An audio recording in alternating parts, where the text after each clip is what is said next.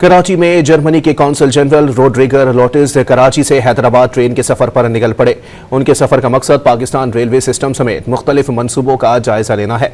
German consul general रोड्रिगर लोटिस और कॉन्सुलेट के deputy head mission Andreas Wagner Cantt station से हैदराबाद जाने के लिए ट्रेन पर सवार हुए। इस मौके पर जर्मन कॉन्सल जनरल ने बताया कि वो हैदराबाद के बाद थर और अंदरूनी सिंध के मुख्तलिफ इलाकों में भी कयाम करेंगे और सोलर पैनल समेत पानी को मीठा बनाने के कुछ प्रोजेक्ट्स का मुआयना भी करेंगे।